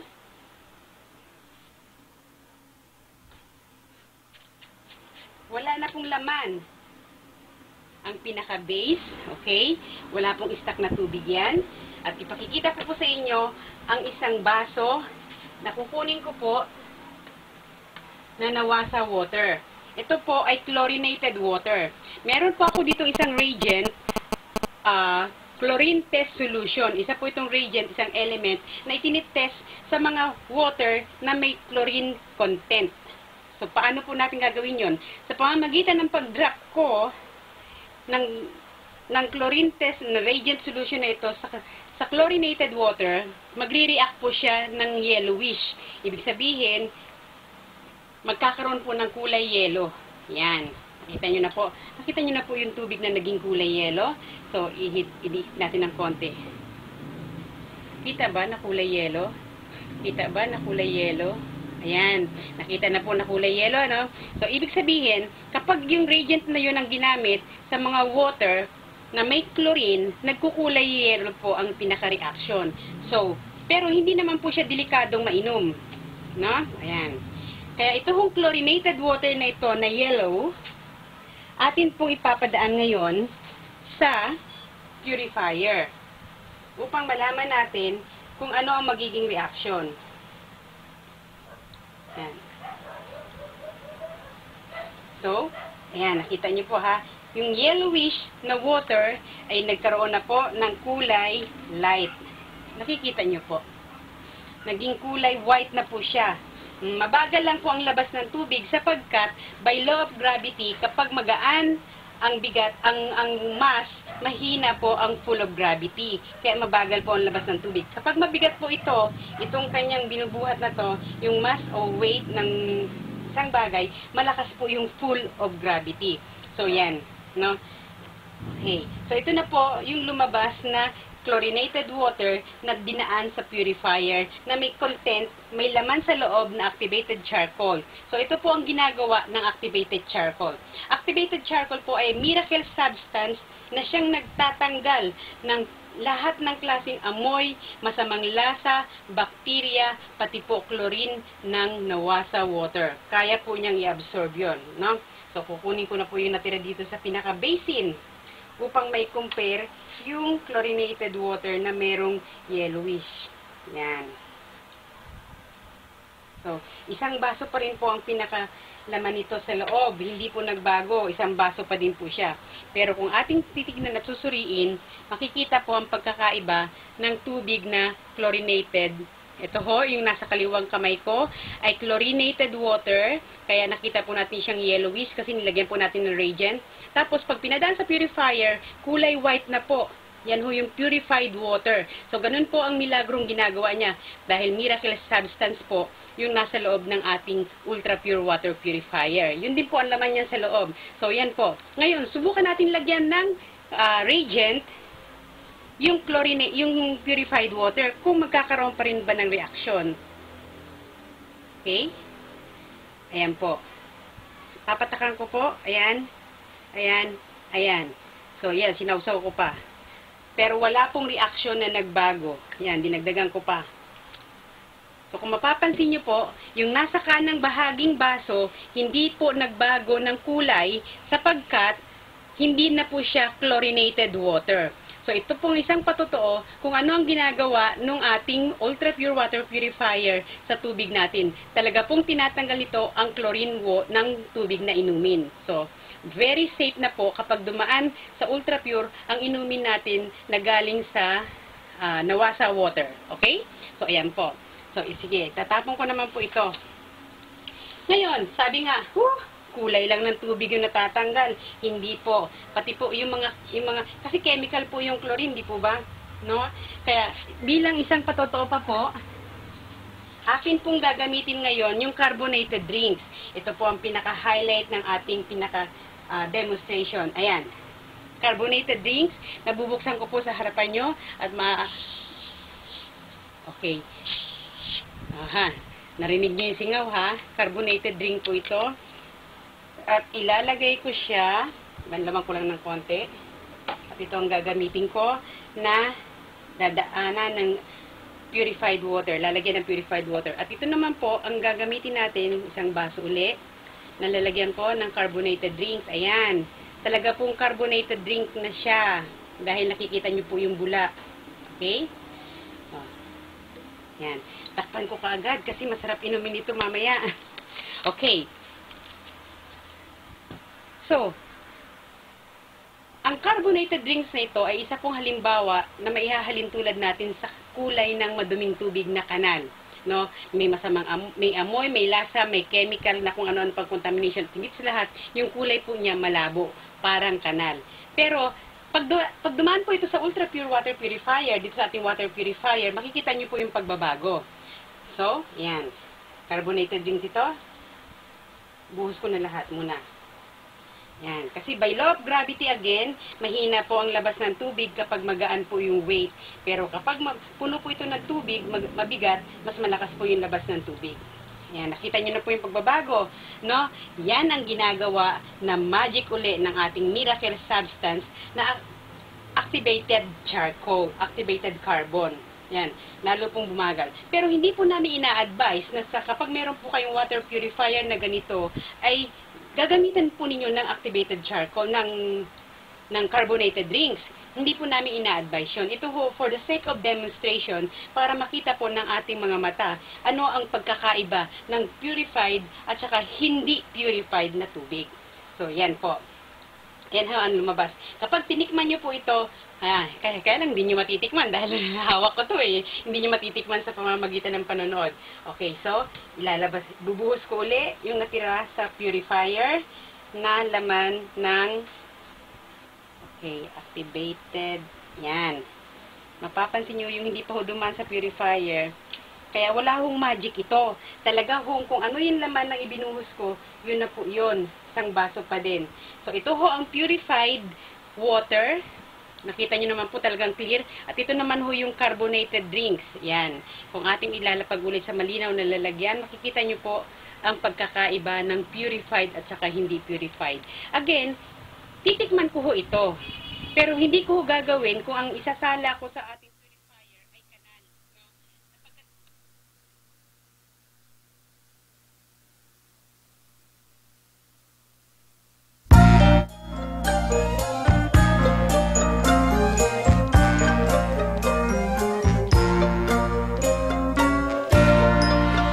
Sa Pasko